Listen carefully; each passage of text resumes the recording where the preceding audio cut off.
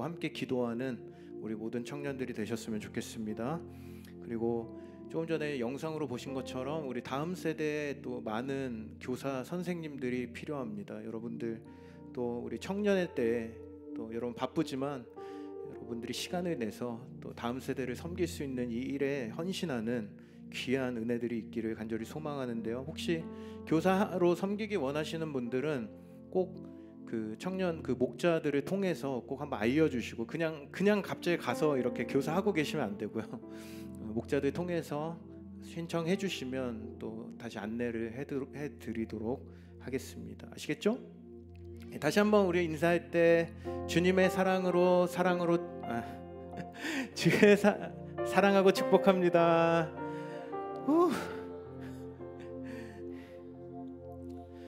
예, 오늘 이제 예배 마지막 주 4주차 이제 레위기 4장 말씀을 가지고 함께 나누기를 원하는데요. 여러분 우리가 쓰는 스마트폰 가운데 애플에서 만든 기계를 쓰시는 분들 계신가요? 예, 아이폰 쓰시는 분 한번 손들어 보시겠어요? 예, 굉장히 많이 지금 아이폰을 쓰고 계시는데 스마트폰 가운데 애플이 만든 기기, 애플에서 만든 기계는 비밀번호를 잊어버리면 그 누구도 어떤 방법으로도 풀 수 없다는 사실을 혹시 알고 계신가요, 여러분? 풀었어요? 풀 수 있다고요? 그 보안 처리를 해버리면은 그 다음부터는 누구를 동원해도 풀 수 없습니다. 예전에 제가 아는 분이 그 맥북을 중고로 구매를 하셨어요. 중고에도 비싸잖아요. 비싸게 구매를 하셨는데 받아서 이제 포맷을 하고 다시 로그인을 하려고 하니까 이전 사용자가 자기 애플 아이디를 로그아웃을 안 하고 판매를 한 거예요. 보통 윈도우 같은 경우는 어떻습니까? 포맷하면 다 사라지잖아요. 근데 애플은 포맷을 해도 그 판매한 사람의 아이디를 입력하지 않으면 절대로 로그인이 되지 않습니다. 그래서 이분이 이제 당근에서 연락처를 이제 주고받았던 그 문자 내역이 삭제가 돼버린 거예요. 그래서 찾을 수가 없어서 그 국내에 존재하는 모든 그 사설 업체를 막 다 수소문을 해보고 해외에 있는 업체 무슨 해커들한테까지 막 수소문을 해가지고 이 비번을 푸는 자에게 엄청난 살해를 하겠다 막 이렇게까지 해가지고 알아봤지만 아무도 그 비번을 풀어주지 못했습니다. 결국에 그 비싼 맥북을 어떻게 했을까요? 포맷을 해버려가지고 부팅이 안 되니까 팔 수가 없는 거예요. 그래서 결국에 그냥 어디 구석에 그냥 이렇게 뭐 운동기구로 이렇게 운동기구로 그냥 철덩어리로 남게 되었던 기억이 있습니다. 조심하셔야 돼요. 여러분 애플은 사용자의 개인정보를 지키기 위해서 이 기기를 만든 본사조차도 사용자의 동의 없이는 절대로 열어볼 수 없도록 만들어 놓았어요. 그래서 여러분 심지어 범죄자들도 아이폰으로 범죄하면 안전하다라는 소문이 돌 정도로 이 보안이 굉장히 완벽한, 뭐 가끔 침투는 하지만 완벽하다는 것입니다. 그런데 사실 우리의 영혼도 이와 비슷하다는 거예요. 우리 안에 있는 어떠한 죄와 상처와 수치와 두려움으로 인해 우리의 영혼이 잠겨 있어서 우리의 어떤 노력이나 어떠한 행위로 결코 풀어낼 수 없는 존재가 바로 우리 인간이라는 존재라는 것인데요. 근데 놀라운 것은 그러한 잠금을 해제할 수 있는 단 하나의 마스터키가 있다는 것입니다. 여러분 그것이 무엇일까요? 바로 그것은 예수 그리스도의 십자가 보혈입니다. 할렐루야. 그분의 십자가의 보혈이 우리의 영혼을 열 수 있고요. 하나님과 단절되어 있었던 이 관계를 다시 이어주는 유일한 다리이자 열쇠가 되어주셨다는 거예요. 여러분 오늘 우리가 함께 살펴볼 이 속죄 제사, 속죄제는 바로 이 잠긴 우리의 마음의 문과 우리의 인생의 문을 여는 은혜의 제사라고 할 수 있습니다. 속죄제는 인간이 의로워질 수 없다는 사실을 인정하고 오직 하나님의 자비와 용서로만 이 죄가 사함받는다는 이 복음의 메시지를 미리 보여주는 제사였다는 거예요. 여러분 우리가 지금 지난주에 무엇에 대해서 살펴봤죠? 번제의 정신에 대해서 함께 살펴보았습니다.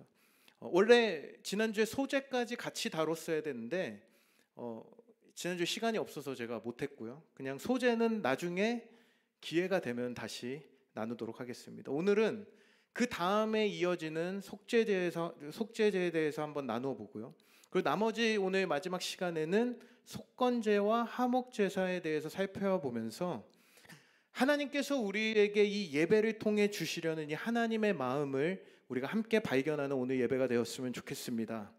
우리가 먼저 살펴볼 것은 이제 속죄제인데, 이 제사는 바로 이러한 사람들에게 주어진 제사였습니다. 우리 13절에서 14절까지의 말씀을 우리 같이 한번 읽어볼게요. 시작. 만일 이스라엘 온 회중이 여호와의 계명 중 하나라도 부지 중에 범하여 허물이 있으나 스스로 깨닫지 못하다가 그 범한 죄를 깨달으면 회중은 수송아지를 속죄제로 드릴지니 그것을 회막 앞으로 끌어다가. 자, 어떤 거라고 지금 말씀합니까? 바로 부지 중에 저지른 죄에 관한 것이다 라고 성경이 말씀해요. 이 단어가 원어로 보면 실수나 알지 못한 고의가 아닌이라는 의미를 갖고 있는 단어가 사용이 되었는데, 고의로 반역하거나 죄를 막 즐겨서 일부러 지은 것이 아니라 우리가 이제 살다 보면 왜 실수로 짓는 죄들이 있잖아요. 이렇게 실수로 때로는 이것이 죄인지도 모르게 지었는데 이후에라도 자신의 지은 죄가 생각이 났을 때 그 죄를 깨닫고 회개할 수 있는 길을 열어주셨던 제사였던 것입니다. 오늘 본문에 보면은 이 속죄제에 대한 내용들이 쭉 등장을 하고 있습니다. 4장 전체를 쭉 보다 보면 네 부류의 사람들이 언급이 되고 있어요. 여기 보면은 3절에 보면 제사장이라고 되어 있고요. 13절엔 누구요? 온 회중. 그리고 22절은 족장. 그리고 27절은 누구입니까? 평민의 한 사람이라고 말하고 있어요. 여러분, 이 네 부류의 사람들을 합치면 어떻게 됩니까? 그냥 모든 사람을 의미하고 있는 거예요. 이것은 결국 모든 사람이 이 속죄 제사를 드려야 되는 것이다 라는 것을 성경이 우리에게 보여주고 있다는 겁니다. 근데 그래야 하는 이유를 이렇게 말씀하고 있습니다. 우리 로마서 3장 23절 말씀 같이 읽겠습니다. 시작. 모든 사람이 죄를 범하였음에 하나님의 영광에 이르지 못하고. 왜 속죄 제사를 드려야 된다고요? 모든 사람이 하나님 앞에 죄인이기 때문에, 하나님의 영광에 이르지 못하게 되었기 때문에 죄인된 모든 사람은 어떻게 해야 한다고요? 하나님께 이 속죄 제사를 드려야 된다는 사실을 하나님께서 명령하셨다는 거예요. 근데 여러분, 여기서 죄라는 것은 무엇일까요? 죄가 뭐예요? 죄가 뭐예요? 죄가 죄죠. 영어에서 죄를 뭐라고 합니까? sin이라고 합니다. 그런데 영어 성경에 전통적으로 이 죄를 두 가지로 표현을 한다는 거예요. 한 번에 다 띄워주셨네요. 처음에 단수로 사용되면은 이것이 무엇을 나타내냐면 죄의 본성을 나타내요. 인류의 대표였던 아담의 타락 이후에 모든 우리 인간이 물려받은 죄의 근원적 본성을 의미합니다. 바로 죄를 짓게 만드는 우리 내면 안에 있는 이 죄의 뿌리들을 의미하고 있다는 거예요. 그런데 이 단어가 복수로 사용이 되면 어떻게 되냐면 그 죄의 본성에서 나오는 개별적인 죄의 행동들을 의미하게 됩니다. 우리가 평소에 짓고 있는 그런 생각, 말, 행동으로 나타나는 구체적인 죄의 행동들을 나타낸다는 것입니다. 실제로 우리가 뭐 많이 해요? 거짓말도 많이 하고 미움도 있고 탐욕도 있고 음란함도 있고요, 교만한 마음들도 있고, 이러한 어떤 하나님의 뜻을 어기는 실제 행위들이 여기에 포함된다는 것인데요. 근데 이 속죄의 제사, 속죄제를 영어로 표현할 때 신스 오퍼링이라고 얘기하지 않고요, 단수로 표현하고 있다는 것입니다. 여러분, 이것이 의미하는 것은 바로 우리가 죄를 범하기 때문에 죄인이 된 것도 사실이지만, 성경이 강조하는 더 본질적인 진리는 우리가 애초에 죄인이기 때문에 죄를 짓는다라는 사실을 우리에게 알게 해준다는 것이죠. 아담 이후에 물려받은 이 죄의 본성이 우리 안에 누구나, 여러분 모두에게 존재하고 있기 때문에 이 죄가 가진 성품으로 말미암아 누가 가르쳐 주지 않아도, 여러분 우리 아이들이요 태어나서 야 욕해야 돼 해서 욕을 합니까? 짜증내 해서 짜증냅니까?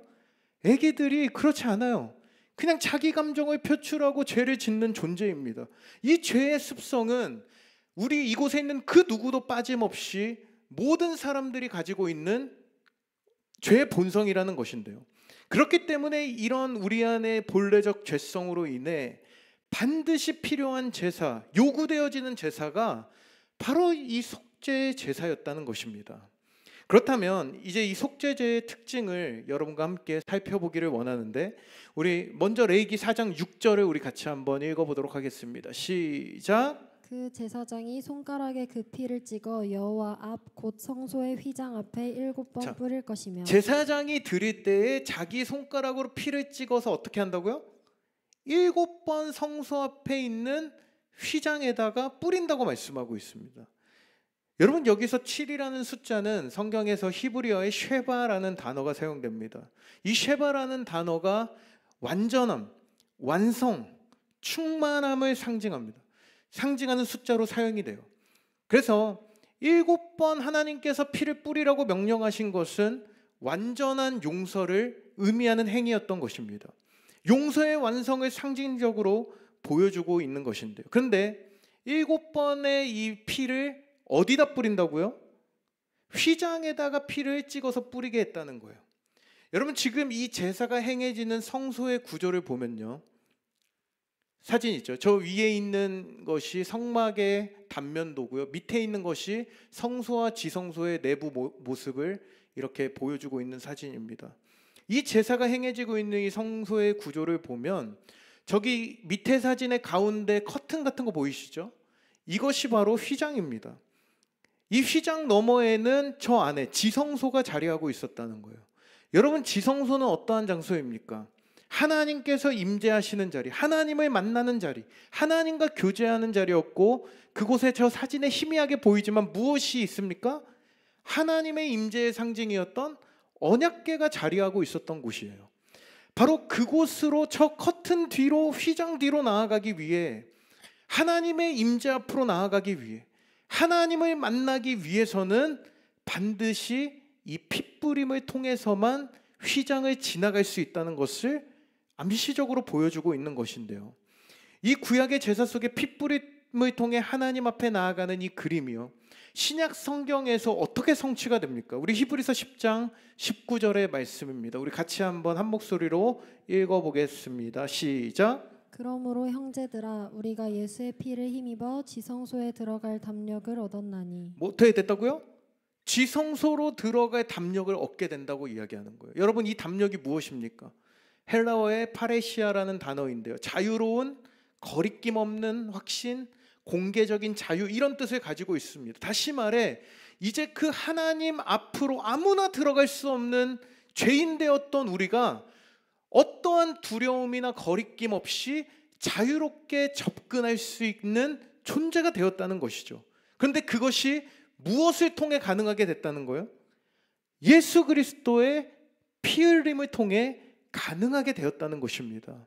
여러분 우리가 하나님 앞에 나아가 그분의 임재를 누리고 그분을 만나고 하나님의 살아계심을 경험하기 위해, 그리고 우리가 하나님 앞에 설 수 있는 유일한 방법은 바로 예수 그리스도의 십자가의 피 흘림으로 말미암아 용서받은 그 사건을 통해 우리가 하나님 앞에 자유롭게 예배할 수 있게 되었다는 것입니다. 할렐루야.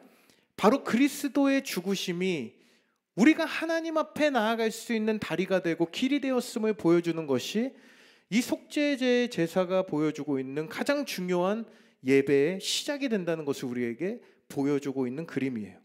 또한 4장 7절에 보면 이렇게 말씀합니다. 우리 같이 한번 한 목소리로 읽어보겠습니다. 시작. 제사장은 또 그 피를 여호와 앞 곧 회막 안 향단 뿔들에 바르고 그 송아지의 피 전부를 회막. 자, 이제 무엇을 하라고 명령하시죠? 향단뿔에 피를 바르라고 명령하고 계십니다. 사진 한번 보여주시겠습니까? 분향단이 이렇게 생겼고요. 그 모서리에 이렇게 뿔이 있죠. 저기에 뭐가 묻어 있습니까? 보이시나요? 피가 저 빨간색이 피예요, 여러분. 피가 묻어 있습니다. 바로 성소 안에 분향단은 휘장의 바로 앞, 하나님이 임재하시는 자리 바로 앞에 위치하고 있었다는 겁니다. 그곳에 저 위에서 향을 태워 올리는 것은 하나님 앞에 올려드리는 성도들의 거룩한 기도의 행위를 의미하는 행동이었어요. 그런데 하나님 앞에 드려지는 이 분향단의 뿔에 피를 발라요. 바로 이 행위는 무엇을 의미하는 것입니까? 죄로 인해 더럽혀진 기도의 자리가 정결하게 된다는 상징적인 행위였다는 거예요. 다시 말해 인간의 어떤 본래의 우리의 기도, 우린 지금 자유롭게 기도하잖아요.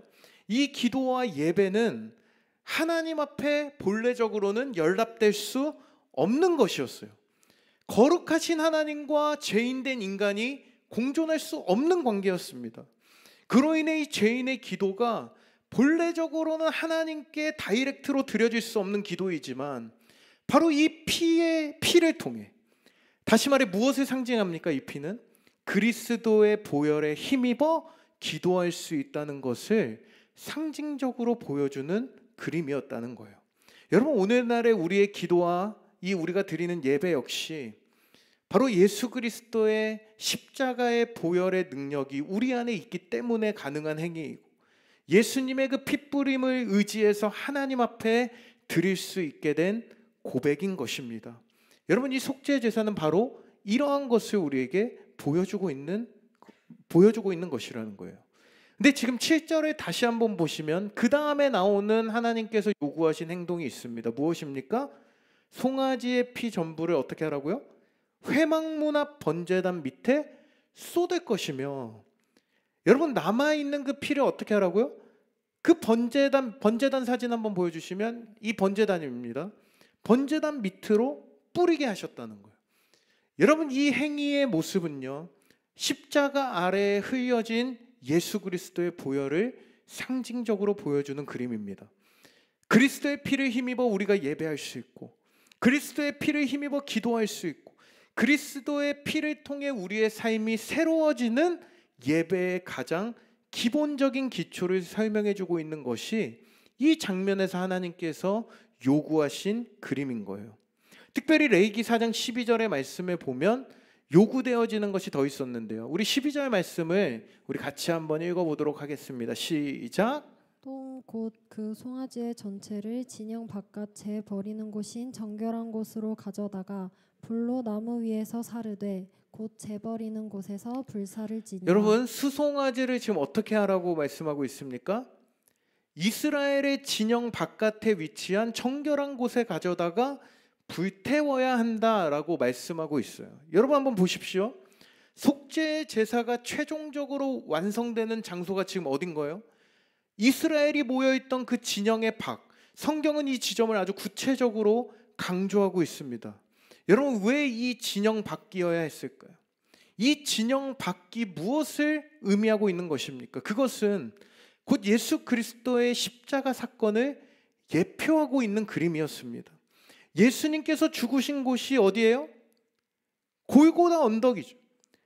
예루살렘 성전 안이 아니라 성문 밖, 바로 진영 밖이었다는 것입니다.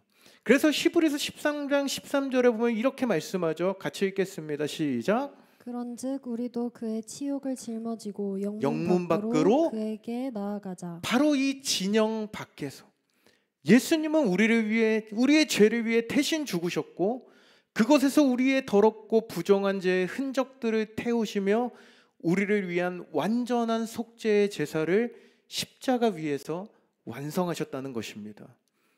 여러분, 이 속죄의 제사의 정신은 우리에게 분명하게 말해주고 있는 거예요. 오늘 우리가 이곳에서 예배할 수 있는 유일한 근거는 바로 예수 그리스도의 십자가 보혈, 십자가의 공로 위에 있다는 사실입니다. 여러분 믿으십니까? 우리가 하나님 앞에 나아갈 수 있는 것, 우리가 예배하며 하나님을 만나고 하나님의 임재, 하나님의 말씀을 경험할 수 있는 이 놀라운 은혜의 시작은 우리의 의지나 우리의 선택이나 우리의 의로움이나 우리의 행위가 아니라 이 진영 밖에서 피 흘리며 우리의 죄를 대신 짊어지신 예수 그리스도의 은혜 때문이라는 것이죠. 여러분, 속죄 제물의 이 불이 진영 밖에서 다 타버릴 때 우리 인생의 모든 과거의 죄악들이 함께 불타고 새로운 삶, 새로운 관계, 새로운 예배가 시작된다는 것을 상징적으로 우리에게 보여주고 있는 것입니다. 사랑하는 여러분, 오늘 우리가 예배할 수 있는 것, 우리의 예배를 하나님께서 받으시고 우리 가운데 임재하시는 그 하나님의 은혜는 바로 우리의 어떠함이 아닌 예수 그리스도의 보혈의 공로임을 기억하시기 바랍니다. 영문 밖에서 흘리신 피 흘림이 있기 때문에 오늘 우리의 삶이 새롭게 될 수 있고, 그리스도의 십자가가 있기 때문에 우리가 다시 하나님께 예배할 수 있게 되었다는 사실을 여러분 기억하시기 바라요. 이것이 우리가 믿는 믿음이죠.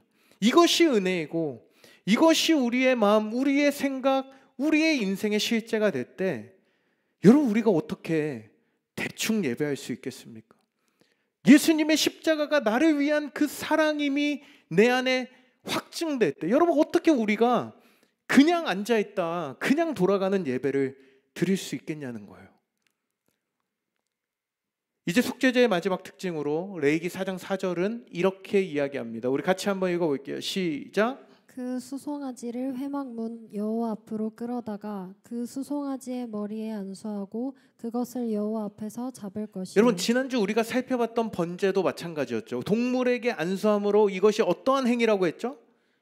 자신에게 있는 죄를 이 동물에게 전가한 뒤 직접 각을 떠서 목을 쳐서 각을 떠서 하나님 앞에 드리는 이 제사의 방법을 하나님께서 요구하셨다는 거예요. 오늘 살펴보는 속죄 제사 역시 동일한 방식으로 안수합니다. 동물에게 나의 죄를 가져가라. 그리고 입으로 죄를 시인한 후 이 제물을 잡게 되어 있었다는 거예요. 다시 말해 이 제사는 안수하여 죄를 동물에게 전가하고 시작을 하지만 입으로 죄를 고백한 뒤 제물을 실제로 내가 죽이고 드리는 행동을 통해 삶으로 이어지는 이 회개의 과정으로 나아가야 한다는 것을 이 제사가 담고 있다는 것입니다. 여러분 우리가 흔히 회개한다, 후회한다, 내가 이러한 실수를 해서 후회한다, 이러한 말들을 자주 사용합니다. 그런데 헬라어에는 회개를 뜻하는 대표적인 두 개의 단어가 등장을 합니다. 하나는 메타멜로마이이고요. 다른 하나는 메타노이아라는 단어입니다. 먼저 메타멜로마이라는 단어는 내가 어떤 행동을 한 다음에 느끼는 감정적인 후회를 뜻하는 단어예요. 오늘 내가 친구랑 싸우고 여자친구랑 싸우고 돌아서서 내가 도대체 왜 그랬을까 하는 마음이죠. 그러나 이것은 단지 어떤 감정적인 반응일 뿐 우리의 삶이 바뀌는, 삶의 방향이 바뀌는 진정한 회개가 아닙니다. 반면에 성경이 말하는 진짜 회개는 메타노이아란 단어에 담겨 있다는 거예요. 여러분 이 헬라어 단어는요, 생각이 바뀌다, 마음이 전환된다 라는 뜻을 가지고 있습니다.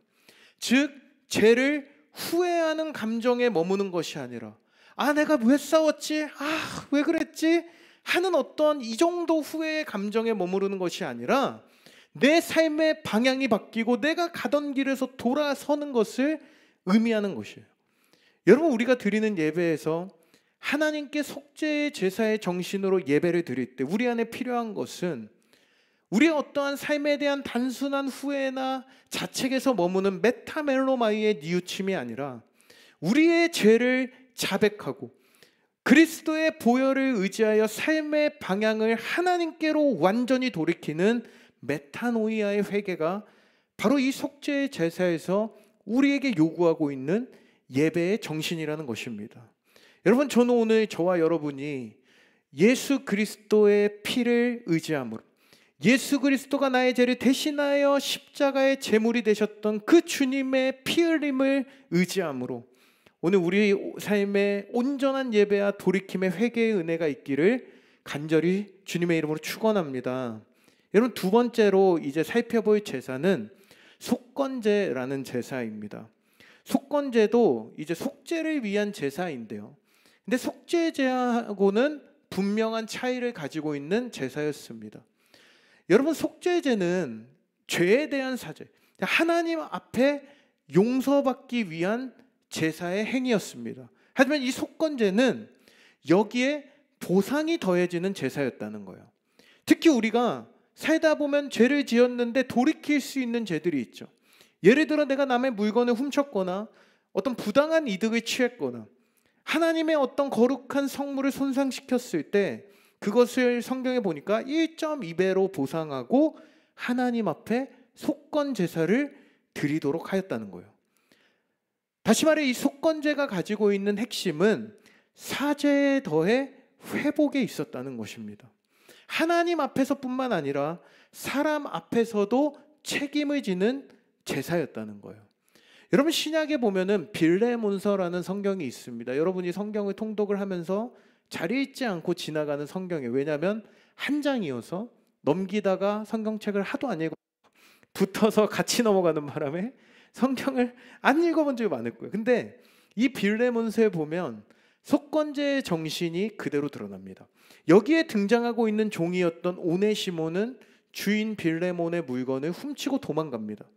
그런데 사도 바울이 감옥에서 오네시모를 이 복음으로 회심시킨 이후에 다시 그를 빌레몬에게 돌려보내요. 그리고 바울은 빌레몬에게 이렇게 이야기합니다. 빌레몬서 1장 18절 시작. 그가 만일 내게 불의를 하였거나 내게 빚진 것이 있으면 그것을 내 앞으로 계산하라. 여러분 이 고백은요 단지 바울의 어떤 인간적인 선의가 아니었습니다. 바로 이것이 성경이 말하는 속건제의 정신이라는 거예요. 즉 하나님으로부터 이 죄의 용서뿐만 아니라 관계 회복을 위한 책임을 보여주는 대표적인 장면이라고 할 수 있는데요. 사랑하는 여러분, 예수님은 우리가 지은 죄의 결과에 대한 보상을 주님께서 다 책임지시고 십자가의 사랑으로 감당하시고 다 갚아주셨습니다. 그 희생으로 모든 것을 대속하셨어요. 하지만 그 대속으로 끝나는 것이 아니라 오늘 우리 또한 하나님의 용서와 사랑을 경험한 사람으로서 우리 죄에 대한 용서를 구하고 보상하고자 하는 그 마음을 고백하여 관계를 회복하고자 하는 태도가 바로 이 속건제가 요구하고 있는 예배의 정신이라는 것입니다. 여러분 예전에 좀 오래됐죠. 밀양이라는 영화를 다 보셨죠? 보셨나요? 밀양이라는 영화가 있었습니다. 여러분 이 내용 안에 보면은 제가 영화를 그렇게 좋아하진 않지만 이 영화는 봤는데 내용 안에 보면 기독교에 대한 어떤 오해나 비판적인 요소들이 담겨 있어 굉장히 안타까운 부분들이 있지만 이 줄거리를 통해 이 영화를 통해 오늘날을 살아가고 있는 우리 교회와 기독교인들, 그리스도인들의 회개의 태도에 대해 깊이 한번 생각해 본 적이 있던 영화였어요. 여러분 이 영화는 한 여인의 끔찍한 고통에서부터 시작을 합니다. 자신의 사랑하는 아들이 유괴가 되고 살해당하는 그 사건을 겪게 돼요. 그래서 그녀가 절망과 분노 속에 살아가다가 어느 날 우연히 교회를 찾게 되고요. 그곳에서 하나님의 은혜를 마주하게 됩니다. 처음으로 그녀가 마음의 평안과 위로와 그리고 그 마음 가운데 내가 용서해야 된다라는 감동을 얻게 돼요. 그래서 그녀가 용기를 내어 교도소에 있었던 수감 중이었던 범인을 면회하러 갑니다. 그런데 놀랍게도 그녀 앞에 나온 제수는 어떤 상태였습니까? 너무나도 평안한 얼굴을 하고 나타난 거죠. 죄책감에 시달리는 얼굴이 아니라 오히려 해방되고 자유로운 표정으로 나타났다는 거예요. 그러면서 이 사람이 뭐라고 하죠? 나는 하나님께 용서받았습니다. 흉내 못 내겠어요. 용서받았습니다 라고 이야기를 하는 거예요. 여러분 이 말을 들은 여인은 다시 무너져 내리고 너무나도 큰 충격과 혼란 속에서 그녀는 결국 하나님과 교회를 등지게 되는 그런 내용이 이 영화에 등장하고 있다는 것입니다. 여러분 만약에 이 살인범이 하나님으로부터 정말로 용서받았다면 그가 가장 먼저 해야 했던 행동은 무엇이었을까요? 그것은 바로 오늘 성경이 이야기하는 속건제의 정신이었어야 했습니다. 그에게 상처를 입은 자 앞에 진심으로 사과하고 고통을 안고 다가가는 그 태도, 그것이 있어야 하지 않았겠냐는 거예요. 이것은 단지 밀양이라는 영화의 이야기만이 아닙니다. 오늘날 교회 안에도 우리 그리스도인들이 살아가는 삶의 현장에서 이것이 반복됩니다. 우리는 하나님께 너무나 쉽게 용서받았지만 사람에게 책임지지 않는 태도로 살아간다는 거예요. 여러분 이것이 얼마나 많은 상처를 남기고 얼마나 많은 사람들이 교회를 떠나게 만들고 기독교를 비난하게 만들고 있는지 모릅니다. 여러분 기억하십시오. 예배에서 우리가 하나님으로부터 받은 이 값없이 받은 속죄의 은혜를 누리는 것도 중요하지만, 내가 누군가에게 상처를 주었다면, 내가 누군가에게 아픔을 주었다면 그 죄의 결과를 회복하고자 하는 그 마음과 행동이 따라야 한다는 거예요. 하나님과의 관계 회복과 함께 사람과의 관계까지 회복하는 것, 이것이 바로 속건제를 통해 하나님께서 명령하신 예배의 정신이라는 것입니다. 여러분, 저는 오늘 우리 모두가 이 속죄의 예배와 속건의 예배의 정신 모두가 살아있는 완성된 예배자의 모습으로 서게 되는 우리 모두가 되기를 주님의 이름으로 축원합니다. 여러분, 이제 마지막으로요, 5대 제사의 마지막 화목제에 대한 이야기를 짧게 나누고 오늘 말씀을 마무리하려고 합니다.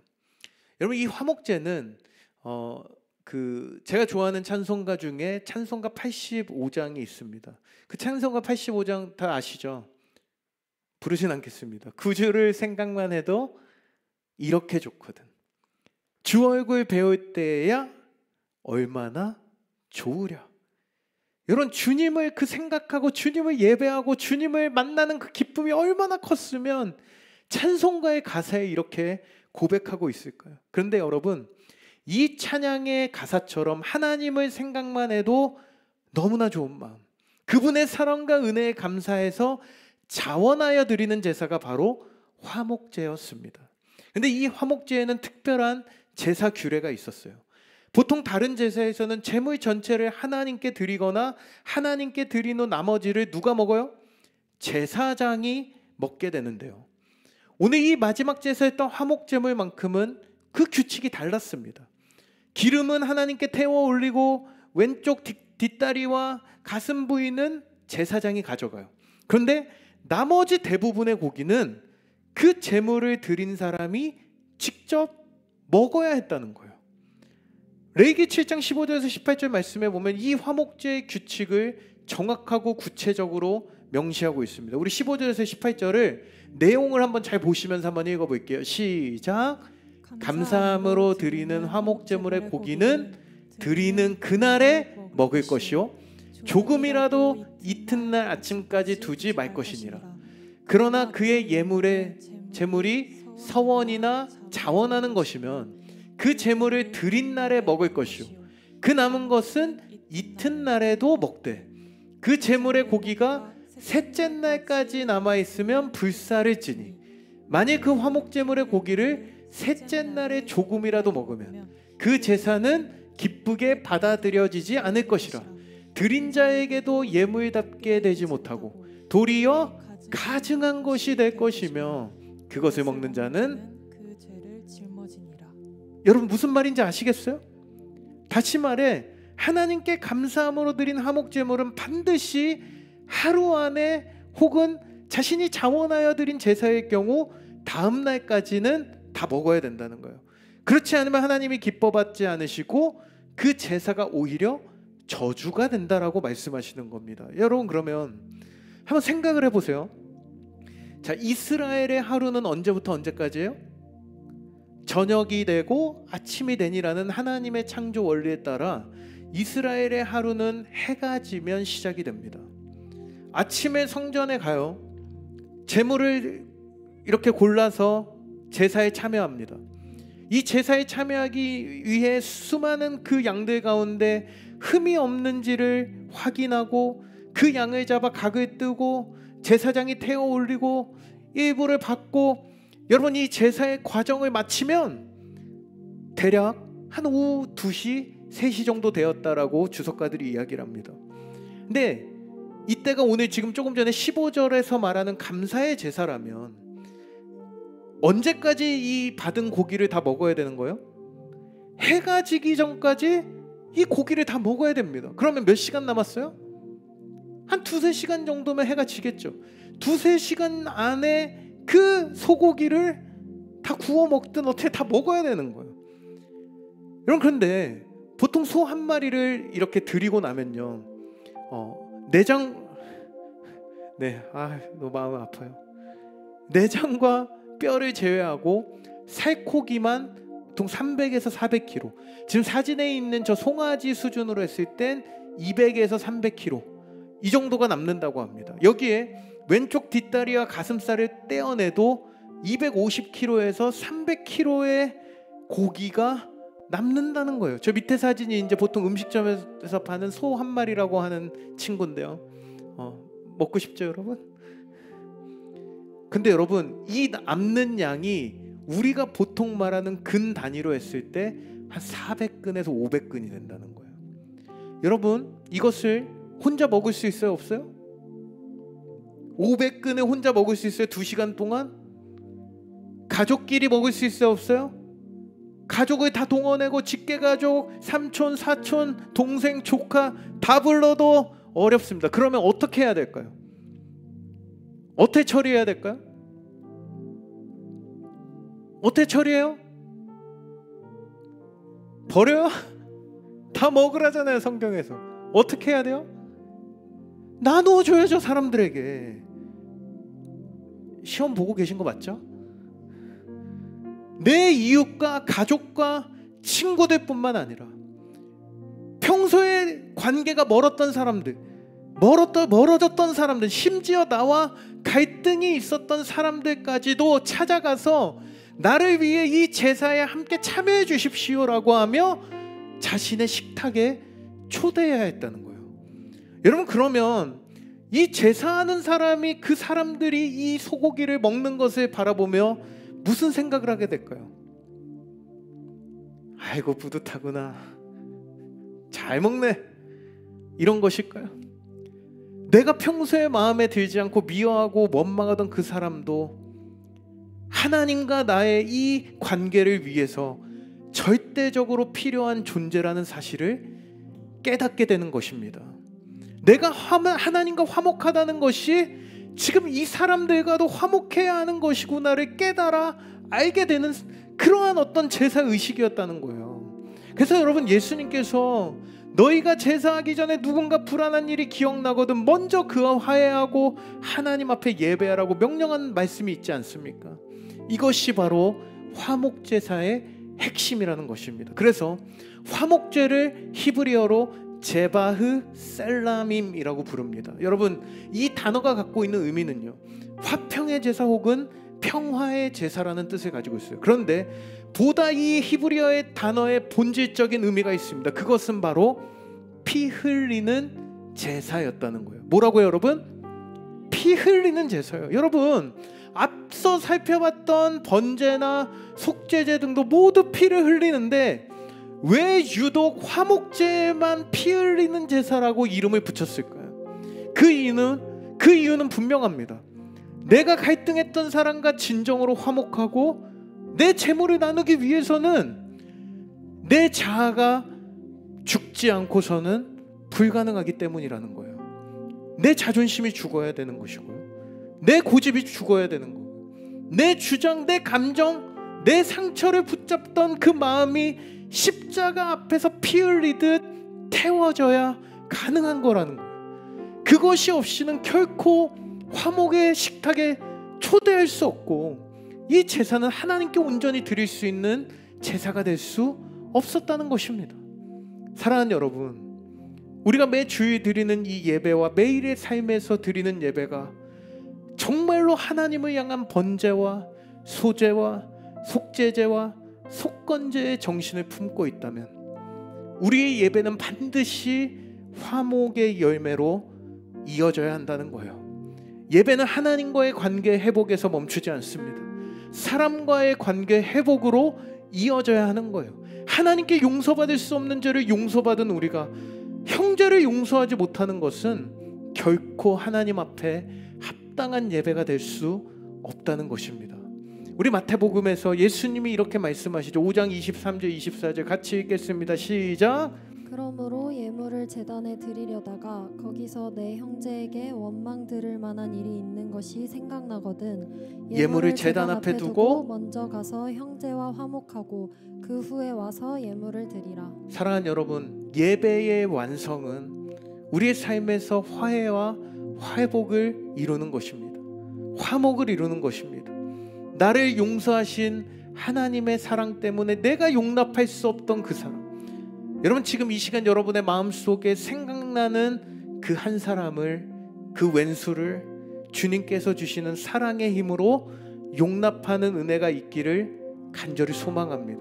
여러분의 식탁으로 초대하세요. 여러분 함께 교제하며 화목을 누리십시오. 여러분 혹시 여러분 가운데 저한테 기분 나쁘거나 상처받으신 분들 연락 주시면 제가 소고기를 사드리도록 하겠습니다.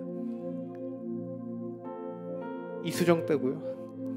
이 용서의 시도가 오늘 우리의 예배를 완성하고 더불어 하나님과의 온전한 화목과 완성된 관계를 마음껏 누리는 은혜로 이어지게 될 줄 믿습니다. 여러분 지금 이 시간 우리의 예배가 단지 어떠한 하나님을 향한 감정의 고백을 넘어 실제로 삶의 관계 회복까지 나아가는 진정한 화목 제사로 나아가는 여러분 되기를 주님의 이름으로 축복합니다.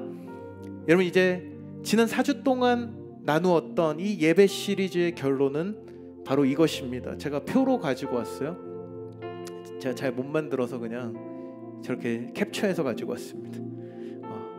정리하자면 이 예배는 자기 자신을 온전히 태워드리는 이 번제로 시작해서 우리가 나누지는 못했지만 물질과 재능과 시간을 하나님께 드리는 이 소재의 헌신의 예배, 그리고 십자가의 보혈로 용서받은 속죄죄의 진정한 돌이킴이 있는 회개의 예배, 용서받은 자로서 속건제의 책임과 화해를 실천하고 사랑과 나눔, 관계의 회복으로 완성되는 화목제의 거룩한 예배.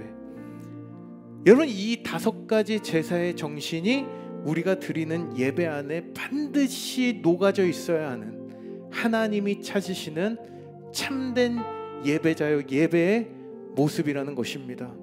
저는 이 레위기 제사법에 담긴 정신을 이 시대 속에 다시 한번 우리 청년함대가 회복하며 오늘도 매 순간 하나님이 찾으시는 그 한 사람, 우리가 마지막 날 그 하나님 앞에 섰을 때 너가 착하고 충성된 종이었구나라고 칭찬받는 우리 거룩한 예배자가 오늘 이 자리에 있는 우리 저와 여러분 모두가 되기를 주님의 이름으로 축복합니다.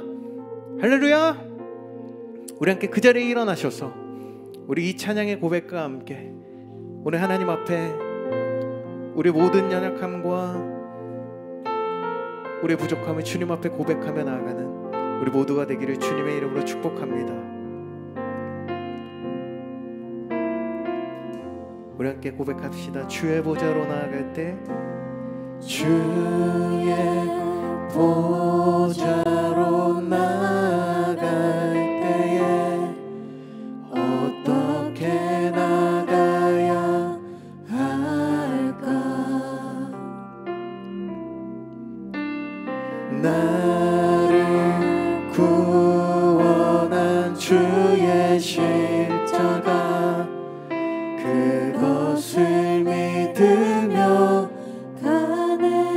우리 주의 보좌로 나아갈 때, 주의 보좌로 나아갈 때 나 여전히 부족하나, 나 여전히 부족하나. 그러나 나를 품으신 주님의 십자가, 나를 품으신 주의 십자가, 그것을 믿으며 가네. 자격 없는 내 힘이 아닌, 자격 없는 내 힘이 아닌, 오직 예수님의 보혈로, 자격 없는 내 힘이 아닌, 오직 예수님의 보혈로.